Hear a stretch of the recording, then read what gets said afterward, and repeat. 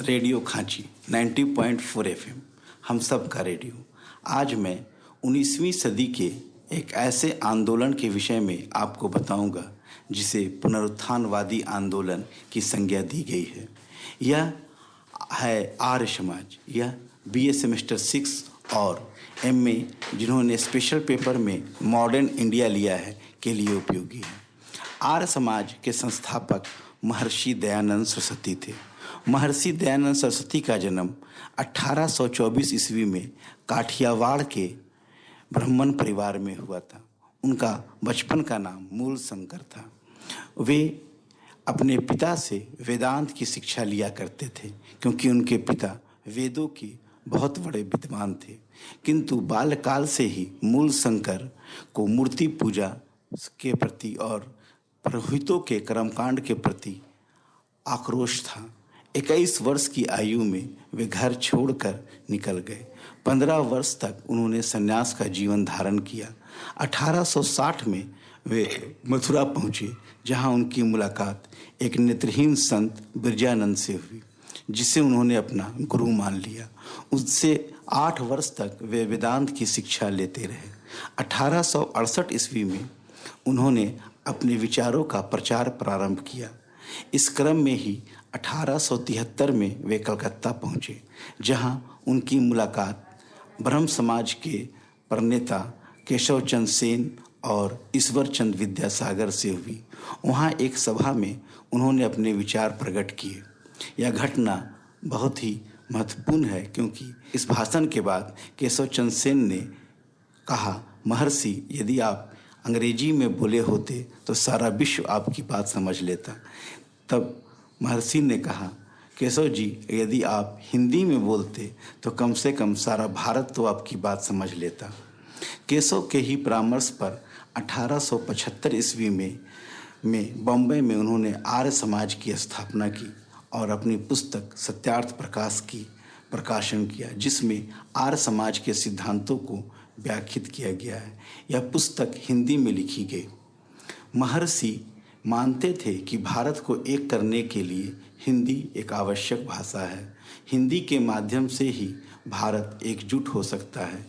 वे स्वयं गुजराती थे, किंतु उन्होंने अपनी पुस्तक हिंदी में लिखी और अपने जीवन में सारा प्रचार हिंदी के माध्यम से ही किया। 1883 में वे राजस्थान में उनकी हत्या कर दी गई। उसने अपने हत्यारे से कहा था, तुम भाग जाओ वरना मेरे अनुयायी तुम्हें मार दिया देंगे। यह उदारता महर्षि में थी। महर्षि के सिद्धांतों में मूल भावना यह थी कि वेदों की ओर लौटो।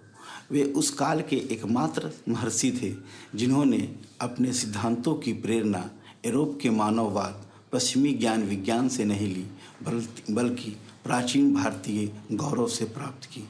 उनका तर्क था कि वेद ही ऋषि वाक्य हैं और वेदों को छोड़ने के कारण ही हमारा देश की दुर्दशा हुई है। वे मानते थे कि राजनीतिक, सामाजिक, आर्थिक और राजनीतिक उत्थान के लिए वेदों की ओर लौटना आवश्यक है। उनका तर्क था कि वेद के बाद स्वार्थी पुरोहितों ने पुराण और कर्मकांडों की रचना कर भारतीय हिंदू धर्म को गर्त में मिला दिया है। इसी कारण वे मूर्ति पूजा के विरोधी थे। वेद में मूर्ति पूजा का उल्लेख नहीं है। वे यज्ञ प्रथा के समर्थक थे। वे चाहते थे कि प्रत्येक व्यक्ति यज्ञ करे। उन्होंने कर्मकांडों का विरोध किया। मृत्यु के पश्चात होने वाले लंबे कर्मकांडों का भी विरोध किया। वे मंदिर और तीर्थयात्रा का भी विरोध करते थे। उनका कहना था, ईश्वर तुम्हारे अंदर है, उसको खोजने के लिए मंदिरों में जाने की आवश्यकता नहीं। तुम अपने आप में ही ईश्वर को खोज सकते हो। ईश्वर का कोई आकार नहीं है। ईश्वर न जन्मा है और न ही मरता है, वह अजन्मा है और अमर है। इस कारण वे बहुदेववाद का भी विरोध करते थे। उन्होंने कहा था, ईश्वर एक है और हम उसको अनेक रूपों में बांटकर उसकी उपासना नहीं कर सकते। सामाजिक क्षेत्र में भी उन्होंने कई सुधार किए। वे जाति प्रथा के विरोधी थे क्योंकि वैदिक काल में जाति व्यवस्था नहीं थी, वर्ण व्यवस्था थी और वह भी कर्म पर आधारित। वे जन्म आधारित जाति प्रथा के विरोधी थे। वे स्त्री शिक्षा के समर्थक थे। उन्होंने स्त्रियों के उपनयन संस्कार का समर्थन किया।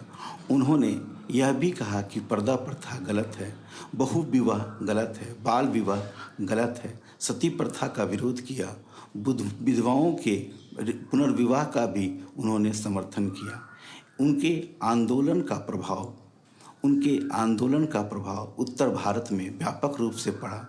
उनके अनुयायी पंजाब, उत्तर प्रदेश, राजस्थान, मध्य प्रदेश और बिहार में फैल गए।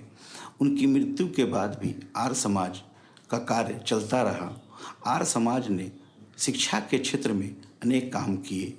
1886 ईस्वी में उनके शिष्य महात्मा हंसराज ने एंग्लो और भारतीय विद्या को मिलाकर एंग्लो वैदिक शिक्षा का प्रारंभ किया, जिसे डीएवी आंदोलन की संज्ञा दी जाती है।